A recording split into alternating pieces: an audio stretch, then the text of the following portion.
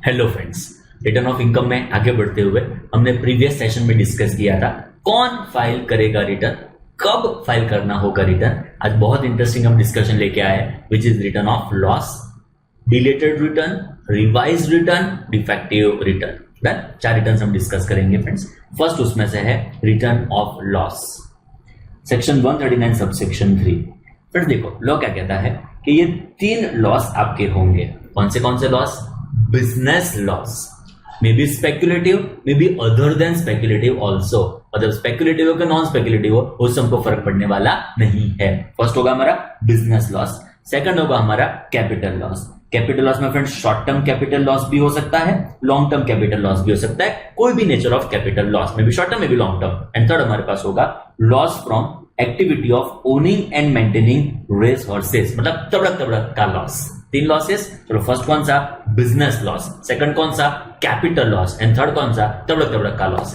तो कहता है ये 3 लॉस को जो आपको फ्रेंड्स कैरी फॉरवर्ड करना हो ना, बरोबर समझना, ये 3 लॉस को जो आपको कैरी फॉरवर्ड करना हो तो आपको रिटर्न ऑफ इनकम फाइल करना पड़ेगा। बरोबर समझना, रिटर्न ऑफ इनकम फाइल करना पड़ेगा plus in time as per section 139 subsection 1 file करना पड़ेगा।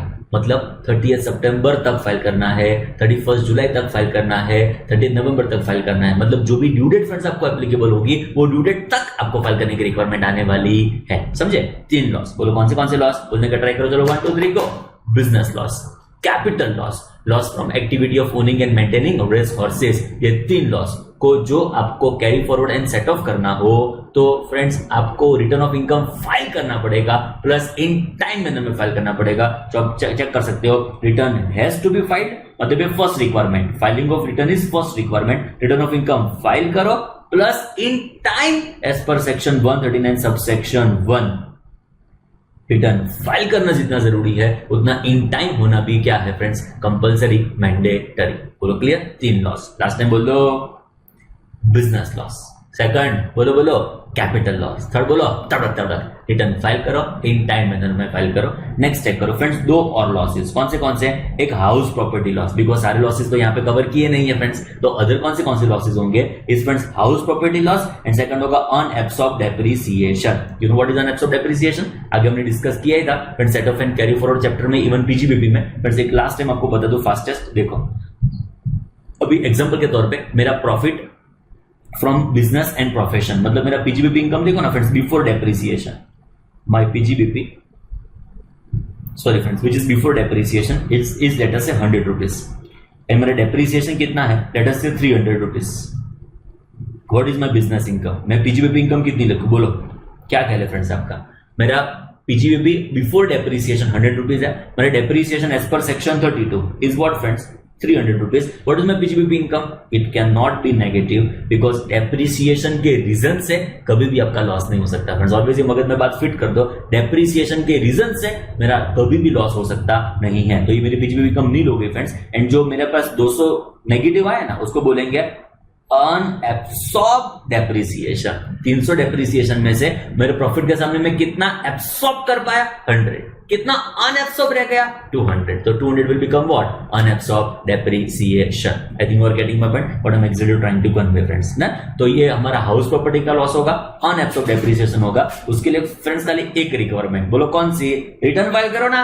इन टाइम मैनर में नहीं होगा तो चलेगा, मतलब इट मे और it may not be in time as per section 139 subsection 1। Done. चलो लास्ट टाइम शुरू कर देते हैं। 5 चीज जो हमको ध्यान में रखनी है। बोलो फर्स्ट, 3 लॉसेस को कैरी फॉरवर्ड करने के लिए रिटर्न फाइल करना पड़ेगा प्लस इन टाइम मैनर में फाइल करना पड़ेगा। 3 लॉस। चलो बोलते last time 1 2 3 go. Business loss, speculative हो कि नॉन स्पेक्युलेटिव हो उससे हमको कोई फर्क पड़ता नहीं है। सेकंड होगा capital loss, may be short term में भी लॉन्ग टर्म। एंड थर्ड होगा तड़क मतलब activity of loss from activity of owning and maintaining resources. Return file करो प्लस इन टाइम मैनर में होना चाहिए, तब जाके फ्रेंड्स ये लॉस को आप कैरी फॉरवर्ड कर पाएंगे फ्यूचर में। डन। एंड 2 लॉसेस जो मैंने डिस्कस किए, हाउस प्रॉपर्टी का loss and loss from activity of owning and maintaining resources, उसको रिटर्न फाइल करना पड़ेगा, इन टाइम नहीं होगा तो चलेगा फ्रेंड्स। डन। चलो नेक्स्ट आएगा एक आज हमने डिस्कस किया रिटर्न ऑफ लॉस। सेकंड बहुत interesting, it is friends belated return under which section 139 subsection 4।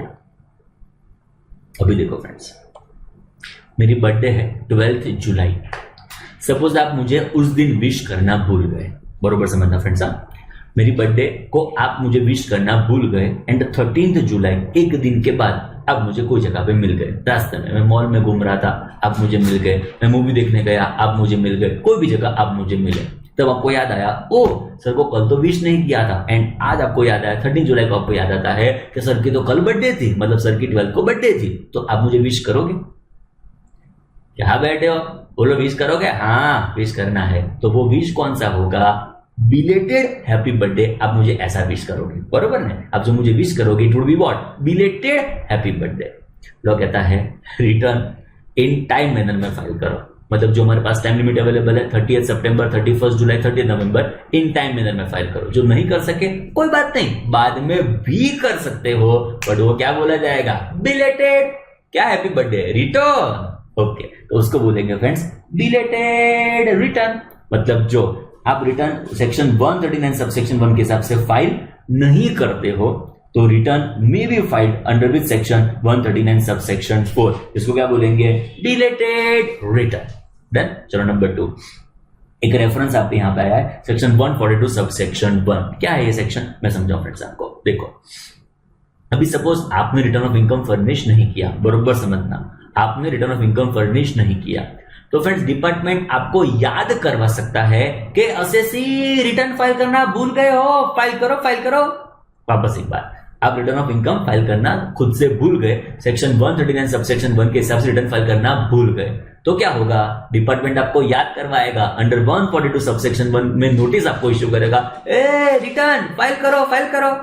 बोलो पता चला? तो इस सिनेरियो में उसको बोलेंगे notice under which section 142 subsection 1।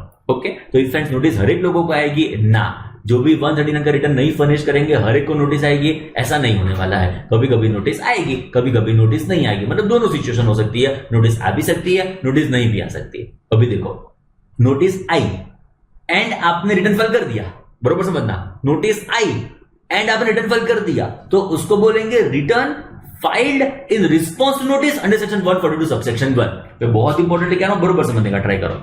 Notice आपको एग्जांपल के तौर पे आ जाती है 139 1 के हिसाब से रिटर्न आपको जो फाइल करना था वो फ्रेंड्स आप नहीं करते हो तो आपको नोटिस आएगी अंडर 142 सबसेक्शन 1। जो आपने नोटिस का रिप्लाई कर दिया, इन टाइम मैनर में रिटर्न आपने फाइल कर दिया, तो कोई चिंता करने की जरूरत नहीं है, तो उसको हम बिलेटेड रिटर्न नहीं बोलेंगे, उसको बोलेंगे return in response to notice under section 142 subsection 1।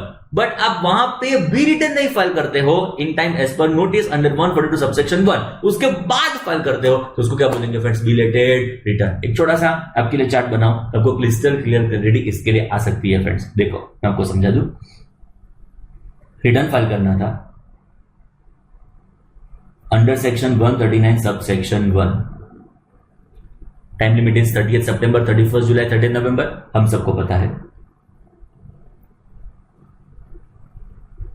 Filed not filed, मतलब फाइल्ड इन टाइम एंड आपने यहां पे फाइल ही नहीं किया। Done.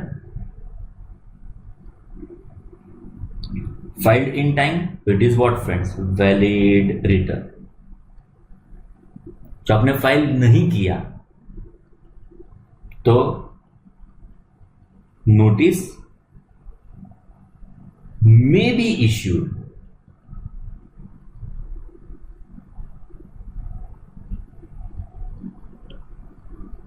notice may be issued under which section 142 subsection 1, but हर एक लोगों को नोटिस आएगी ऐसा जरूरी नहीं है। सपोज नोटिस इज इश्यूड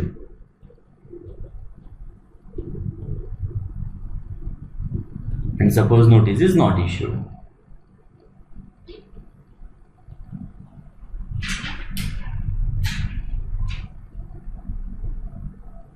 अभी नोटिस आपको इश्यू नहीं हुई एंड बाद में लेट रिटर्न आपने फाइल किया,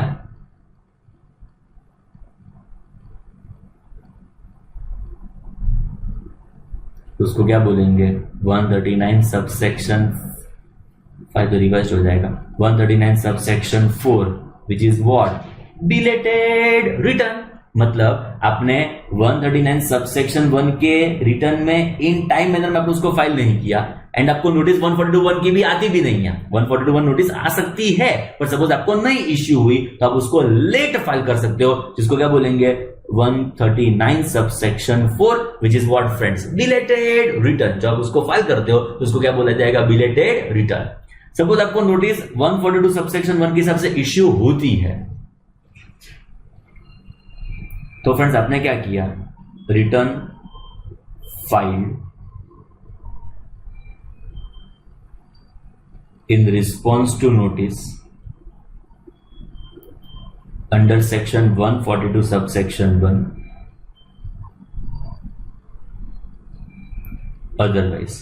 चलो अभी फ्रेंड्स देखो, आपने 132 सबसेक्शन 1 के साथ रिटर्न फाइल नहीं किया, बाद में आपको 142 सबसेक्शन 1 की नोटिस आई, आप समझ रहे हो, 142 सबसेक्शन 1 के हिसाब से आपको नोटिस आई, उस नोटिस के हिसाब से रिटर्न आपने फाइल कर दिया, तो भले ये लेट है, भले 139 सबसेक्शन 1 के टाइम लिमिट के बाद है, but it can not still to be termed as belated return, it is return in response to notice under section 142 subsection 1।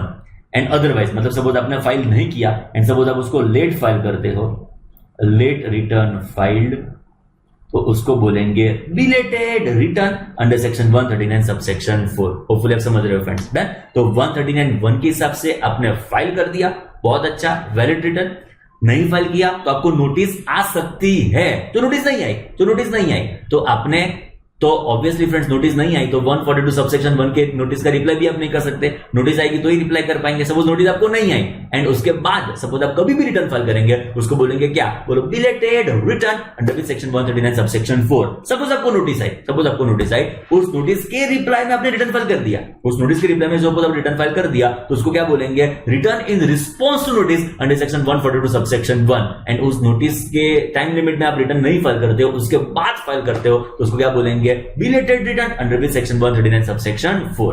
बोलो क्लियर, आई थिंक आप समझे। मतलब 139 सबसेक्शन 1 के टाइम लिमिट में रिटर्न आप नहीं फाइल करते हो, बट 142 सबसेक्शन 1 की नोटिस का रिप्लाई कर देते हो तो उसको बोलेंगे return under which section 142 subsection 1। Done. मतलब 139 का आपने रिटर्न नहीं फाइल किया एंड नोटिस आपको नहीं आई तो कोई चिंता करने की जरूरत नहीं है, उसके बाद कभी भी रिटर्न आप फाइल करोगे उसको क्या बोलेंगे, बोलो बिलेटेड रिटर्न। एंड 139(1) आपने, मतलब जो भी हमारा टाइम लिमिट था वो आपने फॉलो नहीं किया तो 142(1) की नोटिस आई, 142(1) की नोटिस के रिप्लाई में आपने रिटर्न फाइल कर दिया तो इट इज 142(1) का रिटर्न, बट वो नोटिस का रिप्लाई आप इन टाइम नहीं करते हो by way filing return and उसके बाद आप रिटर्न फाइल करते हो उसको क्या बोलेंगे फ्रेंड्स, बोलो बिलेटेड रिटर्न। तो फ्रेंड्स यहाँ पे दो section if return is not furnished under 139 subsection 1 और under 142 subsection 1, तो 139(1) में सबमिट नहीं किया रिटर्न, 142 subsection 1 में भी रिटर्न सबमिट नहीं किया तो वो आप रिटर्न फाइल कर सकते हो under which section 139 subsection 4 which is termed as what, belated return। कोई टाइम लिमिट तो होगी ना, कभी भी 2000 साल के बाद फाइल कर सकते हो, 5000 इयर्स के बाद फाइल कर सकते हो, ना उसके कुछ टाइम लिमिट है। क्या टाइम लिमिट है वो डिस्कस करते हैं फ्रेंड्स।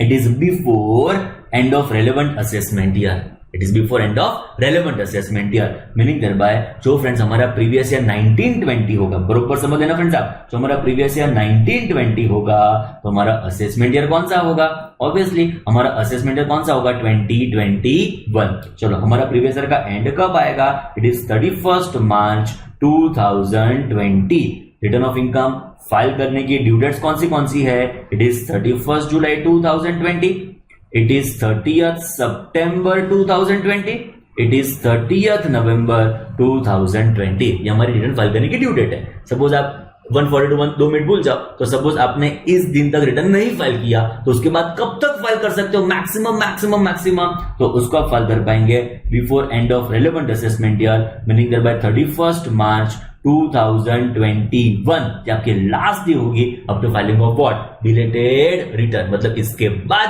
आप बिलेटेड रिटर्न फंड्स फाइल कर सकते नहीं हो। इसके साथ और एक पॉइंट कनेक्टेड है, और कंप्लीशन ऑफ असेसमेंट बाद में क्या करेंगे, whichever is earlier. Sir what is completion of assessment, wait करो सीए फाइनल, हम अलग अलग असेसमेंट वहां पे डिस्कस करेंगे।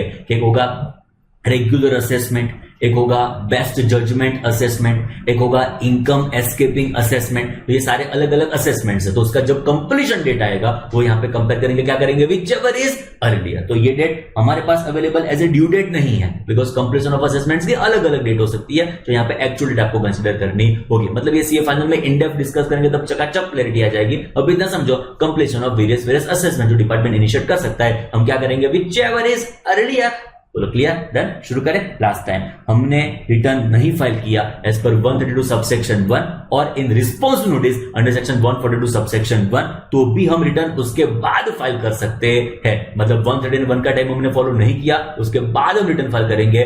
142 सबसेक्शन 1 में नोटिस का रिप्लाई नहीं किया, मतलब नोटिस में टाइम लिमिट लिखी होगी, वो नोटिस के टाइम लिमिट में हमने रिप्लाई नहीं किया by way of filing return, तो उसके बाद भी हम कर सकते हैं। उसको बोलेंगे what, belated return under which section 139 subsection 4। But कब तक? लॉ कहता है before the end of relevant assessment year और कंप्लीशन ऑफ असेसमेंट। क्या करेंगे, विच एवर इज अर्लियर। बोलो क्लियर। दो रिटर्न आज के लिए। शुरू हो जाओ। First, return of loss section 139 subsection 3, belated return section 139 subsection 4। Return of loss, 3 loss. बोलो कौन से, बिजनेस लॉस, कैपिटल लॉस, तब तक रिटर्न ऑफ इनकम फाइल करो, इन टाइम मैनर में फाइल करो, तब जाके उसको आप कैरी फॉरवर्ड सेट ऑफ कर पाएंगे फ्यूचर में। 2 लॉस, हाउस प्रॉपर्टी, एक ऑन एब्सॉर्ब्ड डेप्रिसिएशन, रिटर्न खाली फाइल करो, इन टाइम मैनर में नहीं होगा तो चलेगा। बिलेटेड रिटर्न सेक्शन 139 सबसेक्शन 4, आपने रिटर्न फर्निश नहीं किया एज पर 139 सबसेक्शन 1 की टाइम लिमिट, रिटर्न आपने फर्निश नहीं किया इन रिस्पॉन्स नोटिस जो टाइम लिमिट लिखी गई थी एज पर सेक्शन 142 सबसेक्शन 1, तो उसके बाद भी हम रिटर्न फाइल कर पाएंगे। इसको बोलेंगे belated return as per section 139 subsection 4। What is its time limit? Its time limit is end of relevant assessment year और completion of assessment whichever is earlier. Next is friends section 139 subsection 5 which is what, revise return. अभी देखो friends, जब मैं return file करता हूं तब उसमें जो भी मैंने पर्टिकुलर्स मेंशन किए हैं वो गलत हो सकते हैं। मैंने अनइंटेंशनल उसमें कोई गलती कर दी हो, ऐसी पॉसिबिलिटी है। मतलब मुझसे रिटर्न फाइल करते समय पे कुछ एरर हो गई। चलो, मुझे कोई सेकंड पॉइंट, सो मुझे कुछ इंफॉर्मेशन गवर्नमेंट को देनी थी, जो इनकम की डिटेल्स और अदर पर्टिकुलर्स जो गवर्नमेंट को मुझे फर्निश करने थे वो मैंने फर्निश नहीं किए, मतलब मुझसे ओमिट हो गए। पता चला जो मेंशन किया है वो मुझसे गलत मेंशन हो गया है और कुछ मेंशन करना था जो मेंशन करने से रह गया है और वो मैं मेंशन नहीं कर पाया हूं। It is omitted from my return. तो उस सिनेरियो में, इस सिचुएशन में मैं रिटर्न को रेक्टिफाई कर पाऊंगा, मैं रिटर्न को रिवाइज कर पाऊंगा, मैं रिटर्न को अमेंड कर पाऊंगा। उसको क्या बोलेंगे, revise return under which section, which is section 139 subsection 5। Done. एकदम ध्यान से। If return is furnished under section 139 subsection 1, जाके हमने 5 सिचुएशन देखी वो, और 139 subsection 4 which is what, belated return, मतलब 2 रिटर्न। एक जो ओरिजिनल रिटर्न हम जो फाइल करते हैं वो which is 31st July, 30th September, 30th नवंबर, और जो हमने अभी डिस्कस किया which is belated return। And if some omission is there or some wrong statement is there, well, what is wrong statement? Intentional mistake के unintentional mistake? Absolutely, it is friends unintentional error। मतलब आपकी जो mistake है, आपकी जो error है वो unintentional है, तो हम क्या कर पाएंगे, return can be revised under which section 139 subsection 5। बोलो समझे फ्रेंड्स, एकदम चकाचक। चलो, 2 रिटर्न, आइदर 139 सबसेक्शन 1 में रिटर्न मैंने फर्निश किया था और रिटर्न मैंने फर्निश किया था under which section 139 subsection 4। And मेरी रिटर्न में कुछ ओमिशन हो चुका है, कुछ रॉन्ग मिस्टेक हो चुके हैं, विच इज अनइंटेंशनल एरर, तो उसको मैं रिवाइज कर पाऊंगा। ओके, तो रिवाइज कर पाऊंगा, उसको बोलेंगे क्या,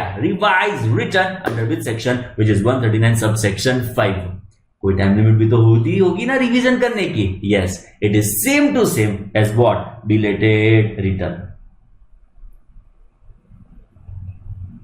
बिलेटेड रिटर्न की टाइम लिमिट कितनी थी? It was end of relevant assessment year और completion of assessment whichever is earlier. Check करो, before the end of relevant assessment year और कंप्लीशन ऑफ असेसमेंट क्या करेंगे, विच एवर इज अर्लियर। तो ये हमारी टाइम लिमिट है for the purpose of furnishing what, revised return. Done. चलो, 2 technical बातें करो फ्रेंड्स, एकदम ध्यान से। अभी देखो क्या हुआ फ्रेंड्स, मैंने रिटर्न एक बार रिवाइज कर दिया, बरोबर समझना, रिटर्न मैंने एक बार रिवाइज कर दिया, मैं दूसरी बार उसका रिवीजन करना चाहता हूं, तीसरी बार उसका रिवीजन करना चाहता हूं, चौथी बार उसका रिवीजन करना चाहता हूं, बोलो कर सकता हूं। Getting my point? एक बार रिटर्न को मैंने रिवाइज कर दिया, दूसरी बार करना चाहता हूं, तीसरी बार करना चाहता हूं, चौथी बार करना चाहता हूं, फिफ्थ टाइम करना चाहता हूं, सिक्स टाइम करना चाहता हूं, कितनी बार रिवीजन पॉसिबल? लॉ ने क्या बोला, स्मिथ देख, टाइम लिमिट तेरे पास जो भी अवेलेबल है which is before the end of relevant assessment year और completion of assessment whichever is earlier, ये टाइम लिमिट में लॉ ने मुझे बोला स्मिथ तू चाहे ना उतनी बार रिटर्न को रिवाइज कर सकता है। लॉ ने क्या बोला, इस टाइम लिमिट में which is before the end of relevant assessment year और completion of assessment whichever is earlier, इस टाइम लिमिट में मैं चाहूं उतनी बार रिटर्न को रिवाइज कर सकता हूं, रिटर्न को मॉडिफाई कर सकता हूं। मतलब whether there is some restriction on to number of revision, answer is absolutely ना। Point number 1। Point number 2, return मैंने लॉस का फाइल किया था which was 139 subsection 3। 139(3) was what? Return of loss. Return मैंने लॉस का फाइल किया था, क्या उसको मैं रिवाइज कर सकता हूं? पहले मैंने जो लॉस क्लेम किया था रिटर्न में वो 5 लाख का था, मुझे 6 लाख का करना है, मुझे उसको 4 लाख का करना है, मुझे उसको 2 लाख का करना है, क्या कर सकता हूं? देखो फ्रेंड्स, 139 सबसेक्शन 3 का जो हम रिटर्न फाइल करते हैं ना, it is in time under 139 subsection 1। मतलब जो ये इन टाइम फाइल हुआ होगा, तो मुझे ये रिटर्न ऑफ लॉस का भी रिवीजन पॉसिबल हो सकता है। सर जो लेट फाइल किया तो मैं ऐसा कहना चाहूंगा, जो लेट फाइल किया तो ये लॉस आप कैरी फॉरवर्ड ही नहीं कर सकते, तो उसका रिवीजन करने का भी क्वेश्चन आता नहीं है। मतलब ये जो 3 लॉस का रिटर्न आपने टाइम लिमिट में फाइल कर दिया होगा, ये 3 लॉस का रिटर्न जो आपने टाइम लिमिट में फाइल कर दिया होगा, तो डेफिनेटली उसका रिवीजन कर पाएंगे, उसमें चिंता करने की जरूरत नहीं है।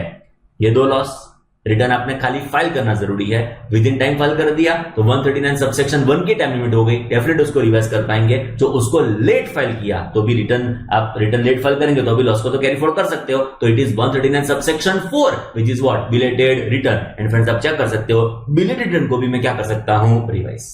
पता चला? तो जब लॉस की बात आएगी, रिटर्न ऑफ लॉस की बात आएगी, जो 3 लॉस होंगे which is business loss, capital loss, तबड़क लॉस, तो उसको मैंने इन टाइम फाइल किया होगा, 139 सबसेक्शन 1 के सबसे फाइल किया होगा, उस सिचुएशन में मैं उसको रिवाइज कर पाऊंगा, मुझे तकलीफ नहीं पड़ेगी। एंड जो 2 लॉस जो मैंने आपके साथ डिस्कस किए which was unabsorbed depreciation, house property loss, उसके लिए मुझे रिटर्न फाइल करना है। टाइम मैनर में होगा कि विद इन टाइम ना हो तो भी चलेगा, तो फ्रेंड्स वो बिलेटेड होगा तो भी उसको मैं रिवाइज कर पाऊंगा। बोलो क्लियर? एकदम चकाचक। 2 टेक्निकल क्वेश्चन। नंबर 1, कितनी बार revision possible? It is n number of times, कोई चिंता करने की जरूरत नहीं है। And number 2, return of loss में रिवाइज कर सकता हूं, एब्सोल्युटली यस, तो उसको मैंने विद इन टाइम फाइल किया होगा, तो 3 लॉस की बात हो रही है। डन? चलो ठीक है, 3 रिटर्न हमने डिस्कस किए। First was what, return of loss 139 subsection 3। Second was what, belated return section 139 subsection 4. last was what, revised return 139 subsection 5. अब ये दोनों के दोनों टाइम लिमिट चेक करो, time limit is before the end of relevant assessment year और completion of assessment whichever is earlier. And ये भी आप चेक करो, both are same to same, before the end of relevant assessment year और completion of assessment whichever is earlier. फिर हमारा previous year कौन सा, 1920, असेसमेंट ईयर कौन सा, 2021, तो ये डेट कौन सी आएगी, इट इज 31 मार्च 2021, ये डेट फिक्स हो गई। और एक्चुअल कंप्लीशन असेसमेंट जो दिन खत्म होगा व्हिचएवर इज अर्लियर, ये लास्ट डे होगी हमारे बिलेटेड रिटर्न फाइल करने की, आपके रिटर्न को रिवाइज करने की। बोलो डन? एकदम सिंपल। चलो आगे बढ़ते हैं, which is section 139 sub section 9, जिसको क्या बोलेंगे, डिफेक्टिव रिटर्न।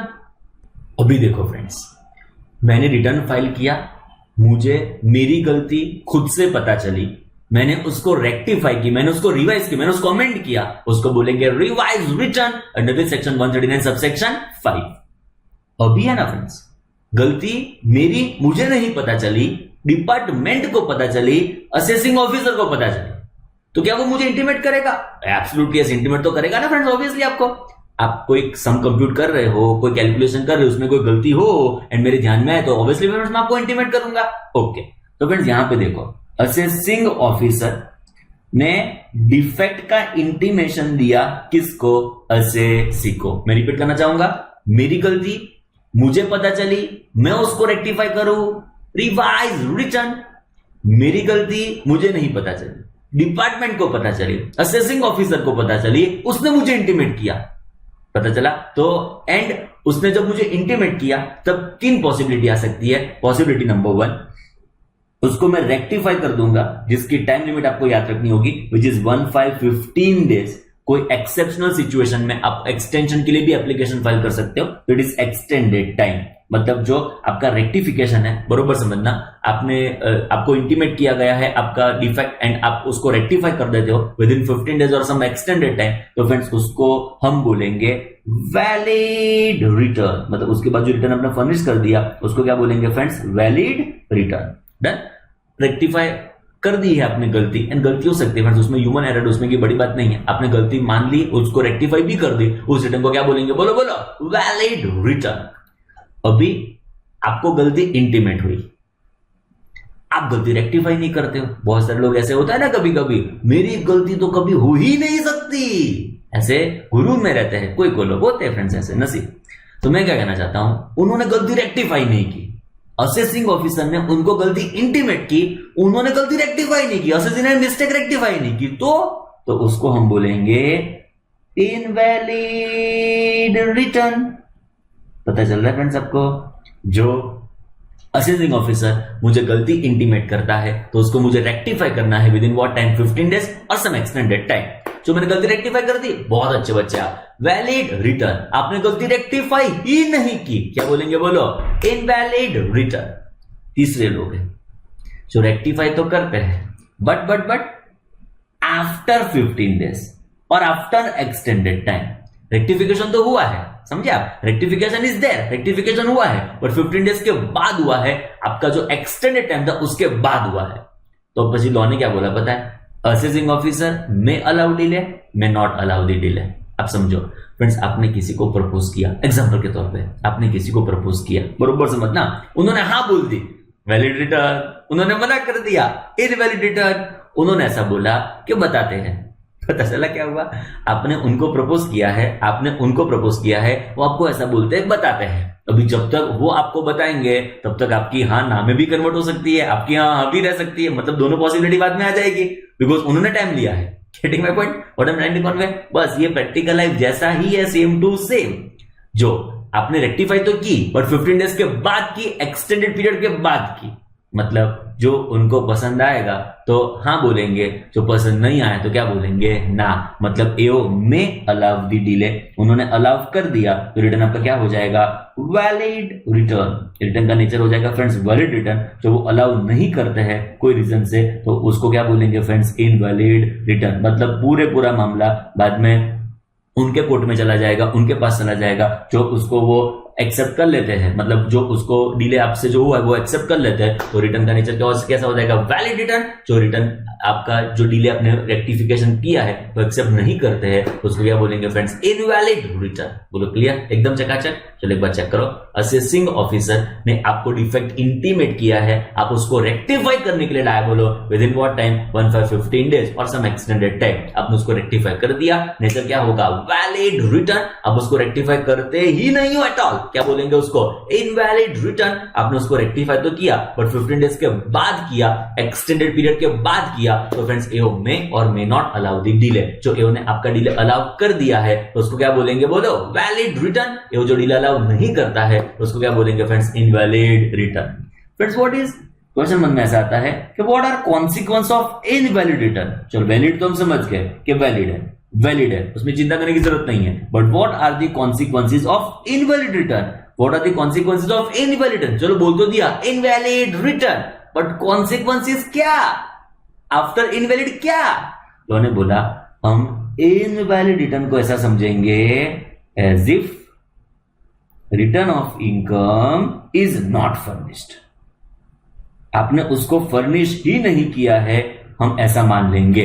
जो ऐसा मान लिया कि आपने उसको फर्निश ही नहीं किया है, तो उसके नॉन फर्निशिंग के जो भी कॉन्सिक्वेंसेस होंगे वो आपके ऊपर शुरू हो जाएंगे। उसकी पेनल्टी ने, उसका इंटरेस्ट ने, उसका बेस्ट जजमेंट असेसमेंट ने, इन शॉर्ट जो भी हो सकता होगा लॉ के हिसाब से for non filing of return, वो सारा कुछ आपके ऊपर होने वाला है फ्रेंड्स। बोलो गजब हो गया ना, कितना जोरदार। आपको आपकी गलती खुद से पता चली, आपने उसको रेक्टिफाई कर दिया, रिवाइज रिटर्न सबसेक्शन 5। आपकी गलती असेसिंग ऑफिसर आपको इंटीमेट करता है एंड बाद में उसको आप रेक्टिफाई करते हो, डिफेक्टिव रिटर्न सबसेक्शन 9। पता चल रहा है फ्रेंड्स, एकदम चकाचक, डन, मजबूत। चलो क्या क्या डिस्कस किया हमने अब तक।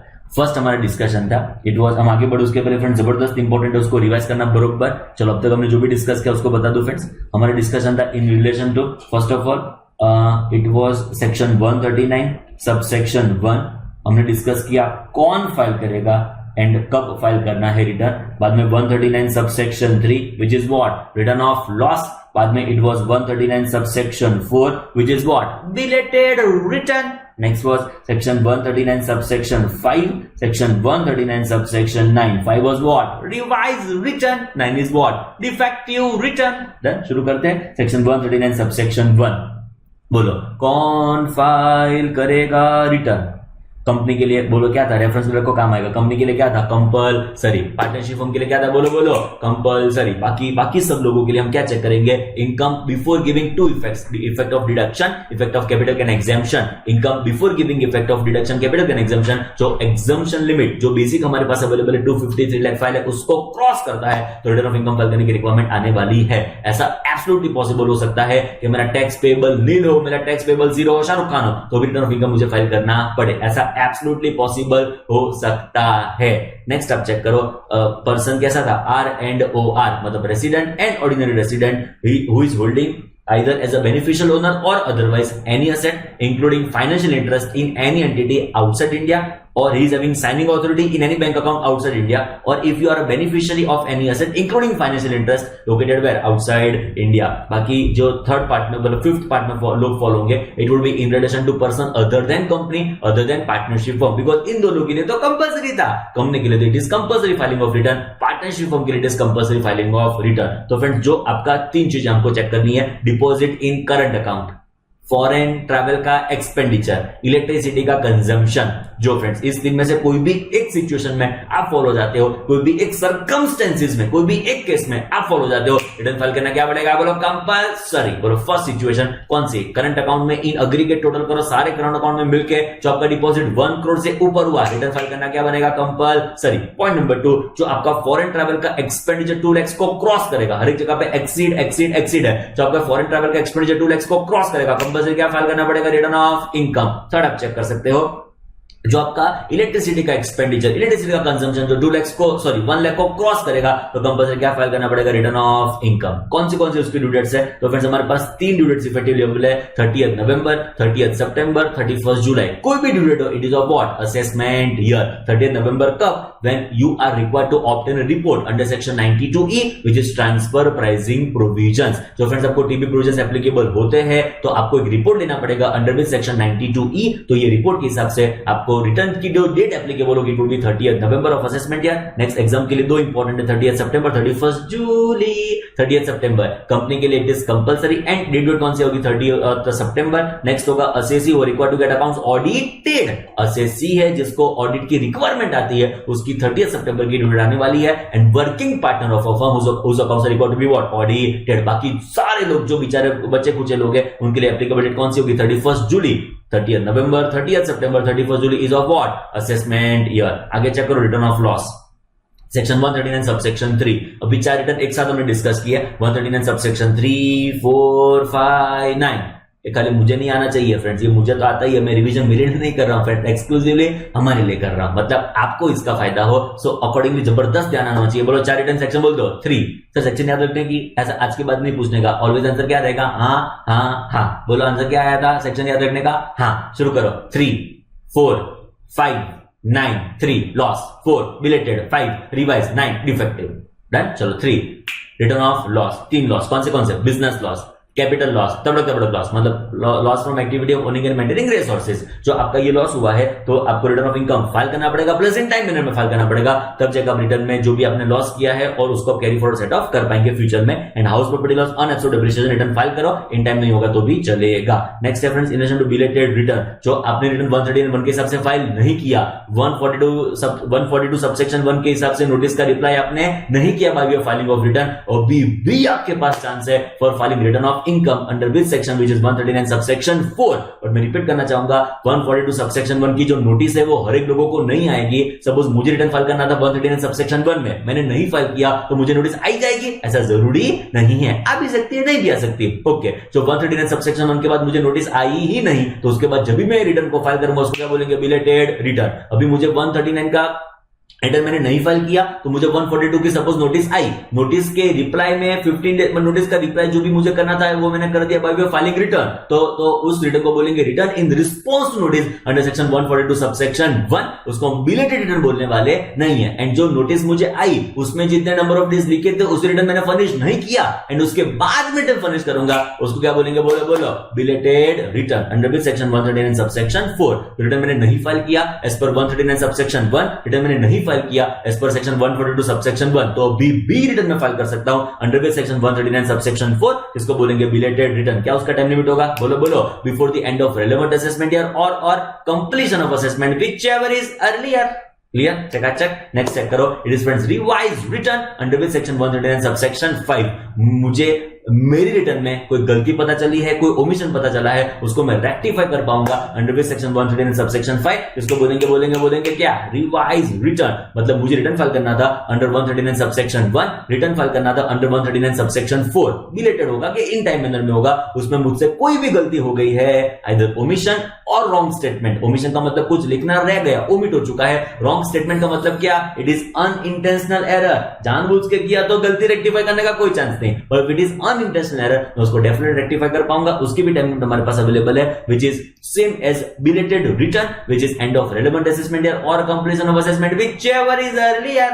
बोलो clear, done. And friends last हमने जो डिस्कस किया it is defective return under section 139 subsection 9। जो एओ को मेरी गलती पता चली वो मुझे इंटीमेट करे, मैं उसको रेक्टिफाई करूं, क्या बोलेंगे उसको हम defective return. Assessing officer intimation of defect to assessee rectify कर देता है 15 डेज और एक्सटेंडेड टाइम, उसको बोलेंगे वैलिड रिटर्न। रेक्टिफाई करता ही नहीं हूं मैं, बोल क्या बोलेंगे, इनवैलिड रिटर्न। रेक्टिफाई किया पर 15 डेज के बाद किया, एक्सटेंडेड पीरियड के बाद किया, एओ में अलाउ दी डिले, एओ में नॉट अलाउ दी डिले। जो एओ ने डिले अलाउ कर दिया तो वैलिड रिटर्न, एओ ने डिले अलाउ नहीं किया it is invalid return. What are consequences of invalid return, it is as if return is not furnished, as if return is not furnished friends। Returns के basic discussion के बाद suppose return हम late file करते हैं कि नहीं file करते हैं, तो उसके लिए हमको एक इंटरेस्ट पे करना पड़ता है which is interest under section 234 capital है। उसका डिस्कशन बहुत इंपॉर्टेंट, अगेन एग्जाम पर्सपेक्टिव भी important friends. Interest for default in furnishing what, return of income. तो जो फ्रेंड्स हम टाइमली मैनर में रिटर्न को नहीं फाइल करेंगे, हम इन टाइम 30 सितंबर, 31 जुलाई, 30 नवंबर तक रिटर्न को फर्निश नहीं करेंगे, तो दो कॉन्सिक्वेंसेस हमको फेस करने पड़ेंगे। वो पहले आपको बता दूं, एक होगा फ्रेंड्स इंटरेस्ट, एक होगा फ्रेंड्स लेट पेमेंट फीस। दो चीज आपको पे करनी पड़ेगी, एक होगा उसका इंटरेस्ट, एक होगा उसकी लेट पेमेंट फीस। तो कौन से केस में इंटरेस्ट है, तो interest is payable when return is not filed within what, due date. मतलब जो भी हमारे ड्यू डेट्स अवेलेबल है 31 जुलाई, 30 सितंबर, 30 नवंबर, जो रिटर्न उस टाइम में आपने नहीं फाइल किया, आपको क्या पे करना पड़ेगा, it is interest under section 234 capital A. Next होगा रिटर्न आपने फर्निश नहीं किया, ऊपर तो फ्रेंड्स ए नंबर में तो क्या किया, रिटर्न आपने इन टाइम फर्निश नहीं किया, मतलब फर्निश तो किया था बट इन टाइम मैंने फर्निश नहीं किया। यहां पे तो सेकंड में तो क्या हुआ पता है, रिटर्न आपने फर्निश ही नहीं किया, तो भी आपको इंटरेस्ट पेएबल आएगा। ओके, जब इंटरेस्ट की बात आती है ना फ्रेंड्स, ऑलवेज 2-3 बातें ध्यान में रखनी होती है।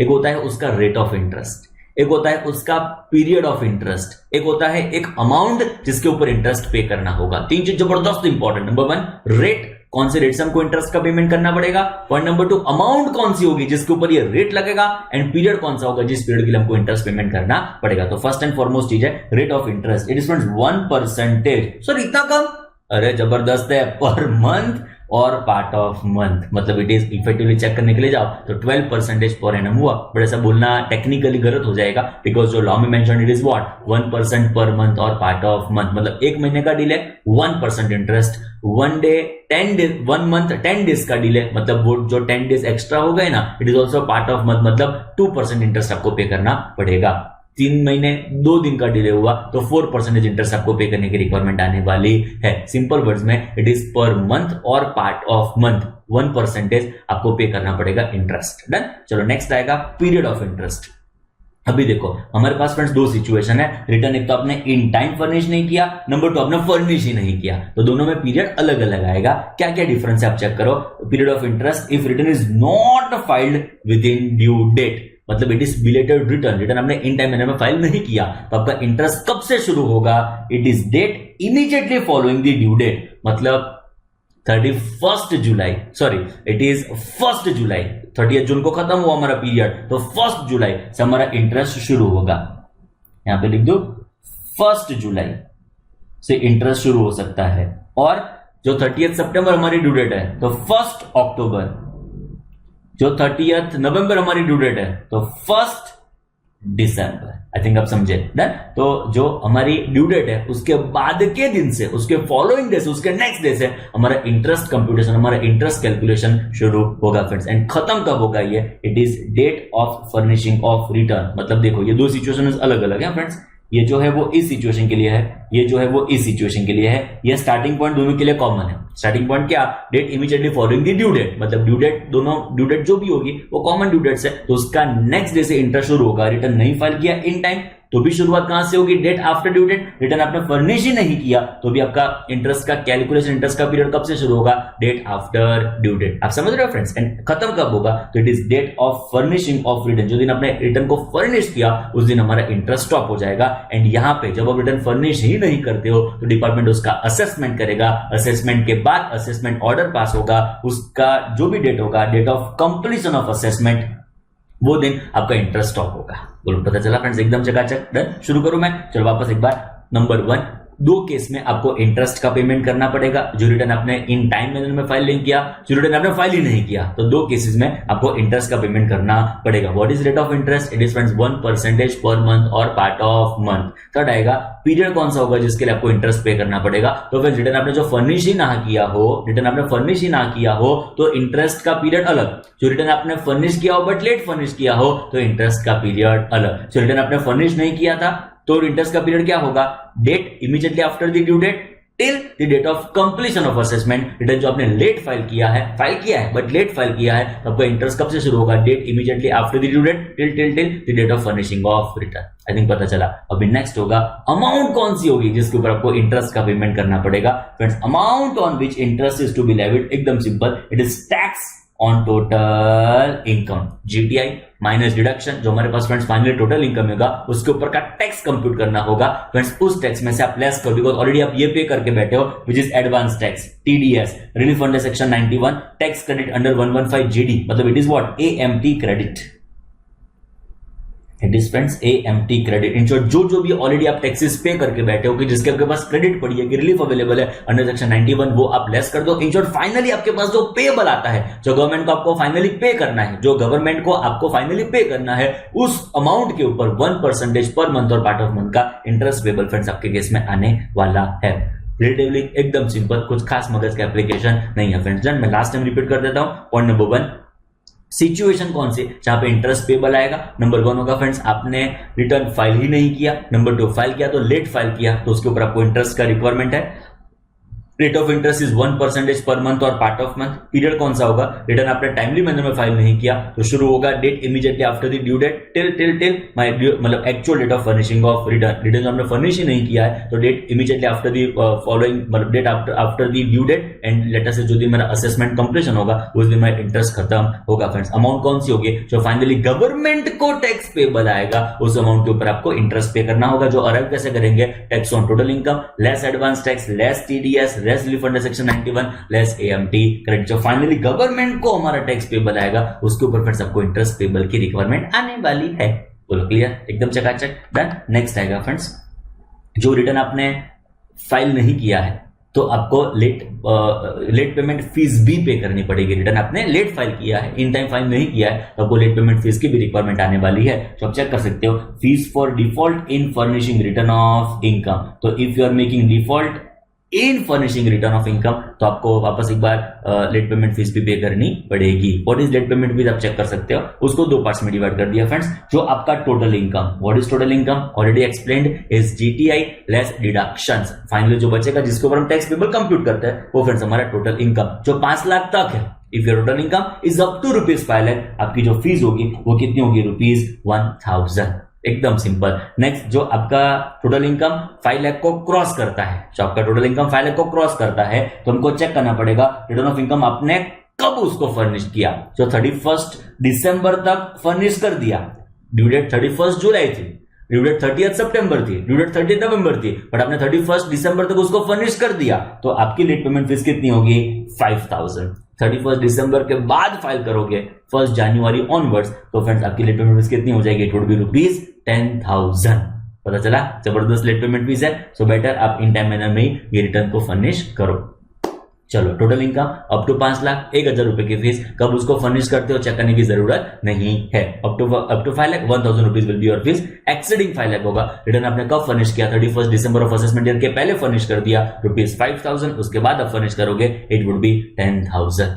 डन। क्या क्या डिस्कशन किया, एक बार शुरू कर दे। फास्टेस्ट ओवरव्यू, 139 सबसेक्शन 1 कौन फाइल करेगा, व्हेन, कब फाइल करना है। 139 सबसेक्शन 3 बोलो रिटर्न ऑफ लॉस।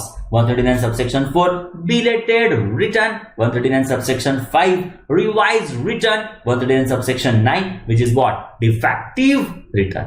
डन। बाद में 2 चीज सीखी हमने, which is late payment fees and उसका इंटरेस्ट।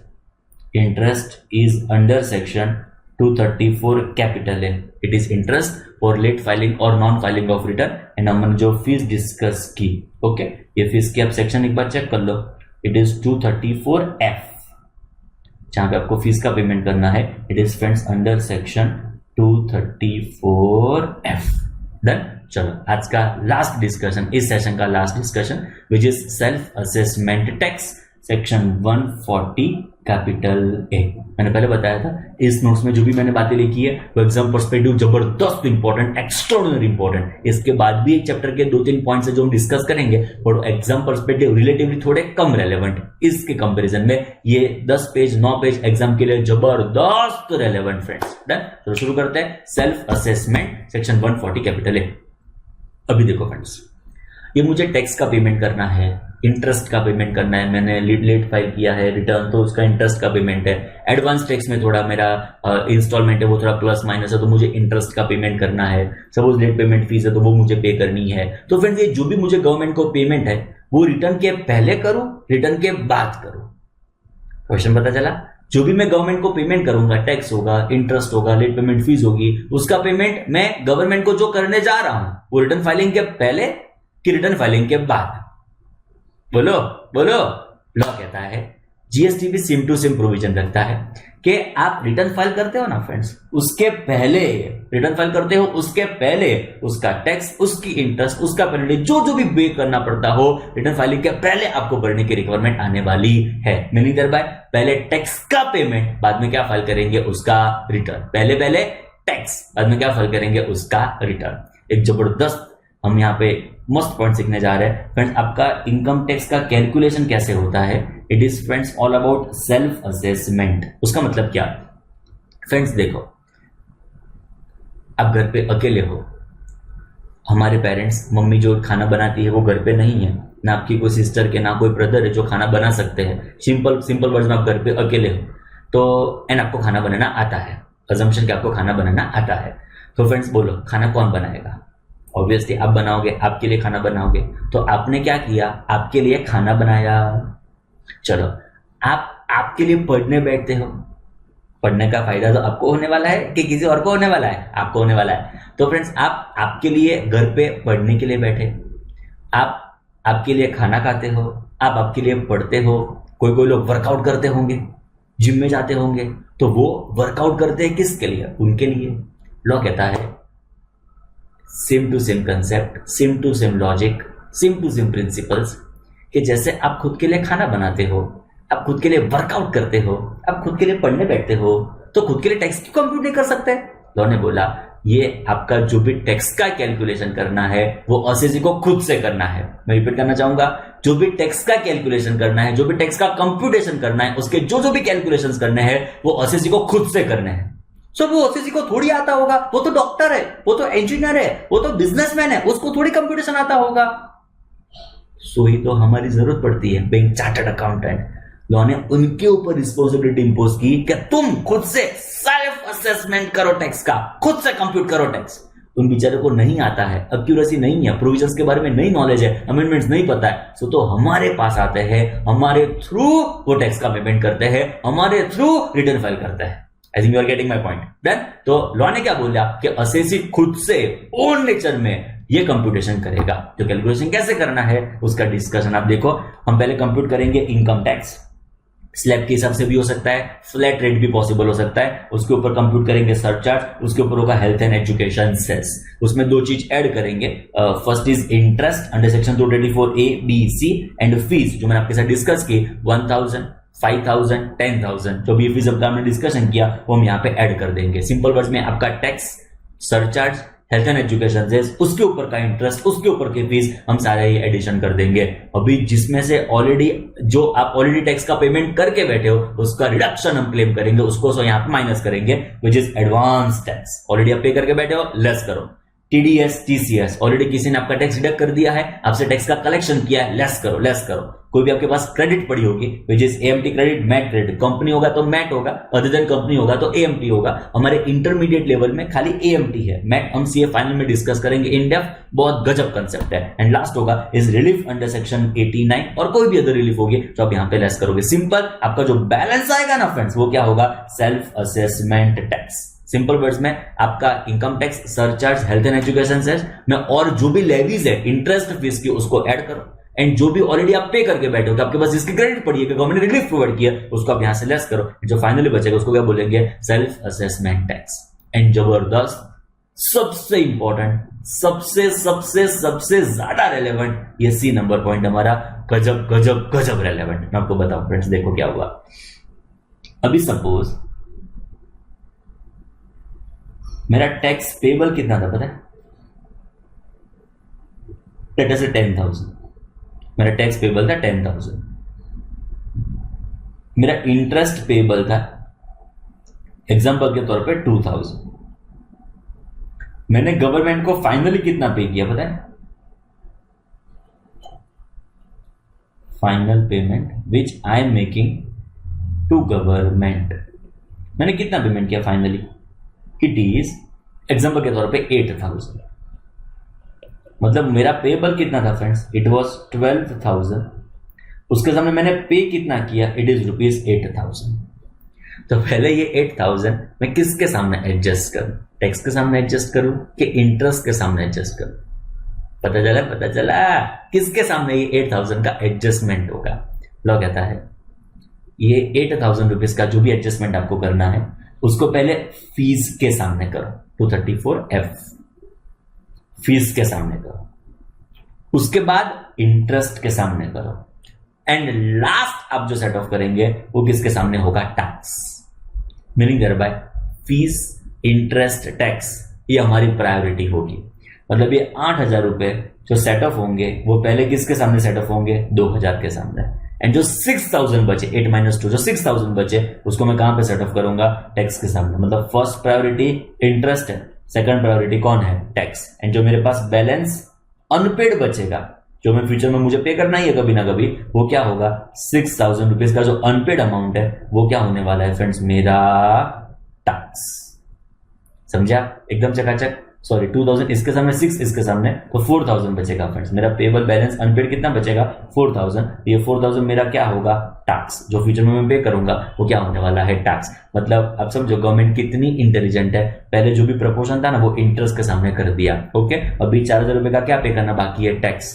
4,000 रुपीज का क्या पे करना बाकी है, टैक्स। इसके ऊपर इंटरेस्ट कंटिन्यू रहेगा, कंटिन्यू रहेगा, कंटिन्यू रहेगा। जब तक उसको मैं नहीं पे करूंगा तब तक इसके ऊपर मुझे इंटरेस्ट अक्यूमुलेट होता रहेगा फ्रेंड्स। क्लियर, एग्जाम पर्सपेक्टिव ये पॉइंट जबरदस्त इंपॉर्टेंट, ये पॉइंट जबरदस्त रेलेवेंट, ऑलवेज आप ध्यान में रखेंगे। फर्स्ट एंड फॉरमोस्ट किसकी प्रायोरिटी आएगी, फीस, बाद में किसकी प्रायोरिटी, इंटरेस्ट, लास्ट में किसकी प्रायोरिटी, टैक्स। डन। चलो, जो सबसे इंपॉर्टेंट एलिमेंट था रिटर्न ऑफ इनकम चैप्टर का वो हमने कंक्लूड कर दिया। इसके बाद भी हमारा डिस्कशन सब्सिक्वेंट सेशन में होगा, बट वो रिलेटिवली एग्जाम पर्सपेक्टिव थोड़ा कम रेलेवेंट है। मैं ऑलवेज ऐसा कहता हूं, आईसीए में कभी रिस्क नहीं लेने का फ्रेंड्स। रिस्क लिया तो लाइफ रिस्की हो जाएगी। तो it is never to take risk in education at least. Done. तो फ्रेंड्स जो इंपॉर्टेंट पार्ट था वो हमने डिस्कशन उसका खत्म कर दिया। जो आप चेक कर सकते हो 139 सबसेक्शन 1 कौन फाइल करेगा, कब फाइल करना होगा? 139 subsection 3 loss return, 139 subsection 4 belated, 139 subsection 5 revise return, 139 subsection 9 defective return, बाद में उसका इंटरेस्ट, बाद में उसकी फीस। जो लास्ट में हमने डिस्कस किया इट वाज सेक्शन 140 कैपिटल है which is what friends? Self assessment tax. Clear? एकदम चकाचक। इतना खास अगले सेशन तक आप रिवाइज करके रखना, आगे के सेशन में इस चैप्टर को हम कंक्लूड कर देंगे फ्रेंड्स। क्लियर? होपफुली सब कुछ पता चल रहा होगा। Thank you so much, all the very very best friends, thank you. If you like this video, share it with your friends. Subscribe to our YouTube channel to watch more such videos and learn from our expert faculty members. Press the bell icon to get regular notifications whenever we upload a new video. Download NDI mobile app to get complete CA course online. We value your support. Thank you for watching.